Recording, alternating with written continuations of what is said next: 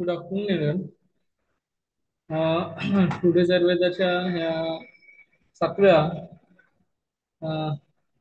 एनटीटीच्या लेक्चरमध्ये सगळ्यांचं स्वागत आहे. आणि थोडं भरभर घेऊया मराठी ह्या भाषेमध्ये. आपला डिसेक्शन किंवा analysis of the question paper 2025 हे आपलं सुरू आहे.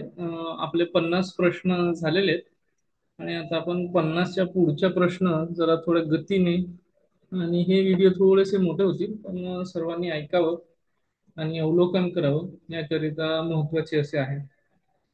मी तुमचं होस्ट, मी मेंटॉर आणि टीचर. आज अनाशय टीचर्स डेचं जे काही दिवस औचित्य साधलेलं आहे, तर टीचर डेच्या सर्वांना हार्दिक शुभेच्छा. भावी टीचर्स आपण होणार आहात आणि आपल्याला ज्यांनी घडवले अशा सर्व शिक्षक वृंदांना मी शिरसाष्टांग दंडवत घालतो आणि त्यांच्या आशीर्वादाची अपेक्षा ठेवून पुढे आपण जाऊया. तर क्वेश्चन नंबर आहे 51. क्वेश्चन आयडी आहे 171054. त्यातला मॅच लिस्ट आहे 1 आणि मॅच लिस्ट 2. म्हणजे हा मॅच द पेअर ह्या प्रकारचा प्रश्न आहे. बघा, टाइप्स ऑफ असेसमेंट त्यांनी दिलेले आहेत: फॉर्मेटिव्ह, समेटिव्ह, डायग्नोस्टिक आणि स्कोलॅस्टिक. आणि त्याचे कॅरेक्टरिस्टिक एका बाजूला दिले. Use for the assigning grades and certifying students achieving at the end of the course or a unit. To know the progress. दूसरा है to know the progress of the students teachers during the instructional process. It is the third आहे, it is the concern with the persistent learning difficulties. It's it is concern with persistent learning difficulties. चौथा है purely related to the academic activities and is associated with the different curricular subject. तर अशा प्रकारचे चार आपल्याला त्यांनी pair दिलेले आहेत आणि आपण जे पेअर करून ठेवलेले आहेत सर्वांसाठी ऑलरेडी, ते कुठल्या प्रकारचे आहेत ते आता मी सांगतो. आपण व्हॅनिशिंग पेन घेऊया. फॉर्मेटिव्ह असेसमेंट जी आहे, फॉर्मेटिव्ह असेसमेंट ती कशा स्वरूपात आपल्याला लागू पडते, तर ती आहे to know the progress of students and the teacher during the instructional process.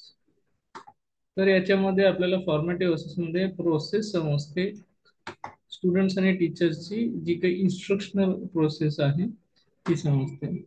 Summative मध्ये कसं, सम सम म्हणजे एखाद्या गोष्टीचा आढावा घेणं असं ज्याला म्हणतात, तर ते आपल्याला बघायला मिळतं.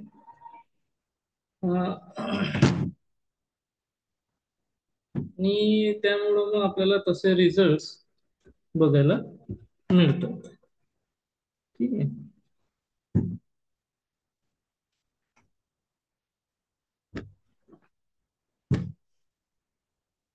ओके.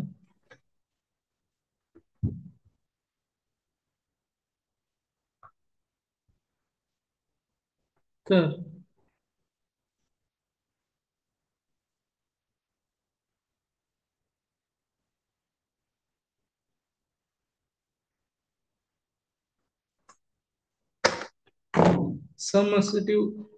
समेटिव्ह म्हणजे काय की एक जो कुठला इव्हेंट असतो त्या इव्हेंटच्या नंतरच्या ज्या गोष्टी असतात त्यांचे असेसमेंट.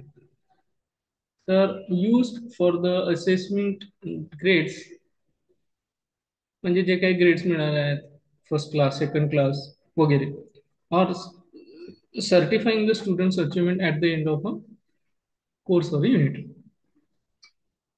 आता तिसरं जे आहे डायग्नोस्टिक. डायग्नोस्टिक म्हणजे आयडेंटिफिकेशन, CID. हे काय करतं, आयडेंटिफाय करतं म्हणजे डायग्नोसिस करतं.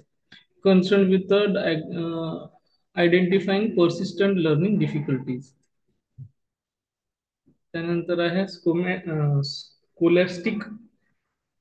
स्कोलॅस्टिक assessment purely related with the academics. Scholar म्हणजे काय, अकॅडमिशियन. तर academic activity of different curricular subject. तर आता हे जे आपण वरती घेऊन जातो आणि आपण लावण्याचा प्रयत्न करूया, जसं काही आपण काही ज्ञान घेतलंच नाही, हे ज्ञान आपण घेतलं तर त्याचं ऍप्लिकेशन आपण इथं करतो. तर असं समजा की ज्ञान आपण केलेलंच म्हणजे केलेलंच नाही आणि आता लॉजिक लावतो. तर सगळ्यात पहिलं आहे फॉर्मेटिव्ह. फॉर्मेटिव्ह शब्द आपल्याला जर लक्षात आलं तर त्याच्यामध्ये आपण काय करतो, एक फॉर्मल प्रोसिजर जी आहे ती फॉर्मल फॉलो करतो. तर प्रोसिजर मध्ये काय ना, तर progress of the student and the teacher during the instructional process असं आहे ना. त्यानंतर समेटिव्ह मध्ये काय होणार, की एक आढावा घेणं. आढावा म्हणजे काय, तर आपण एक रिझल्ट लावणं याला आढावा म्हणतो.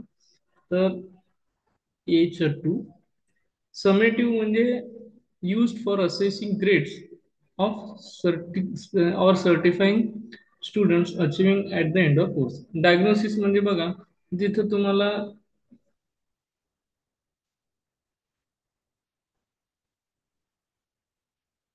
लर्निंग डिफिकल्टी आयडेंटिफाय करता येतात. It is concerned with identification of the persistent learning difficulties.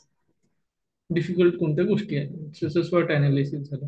त्यामुळे स्कोलॅटिक असेसमेंट म्हणजे स्कॉलर जो काही आहे तो कोणाला म्हटलेला आहे, जो अकॅडमिक करिक्युलम रिलेटेड गोष्टी आहेत त्याला.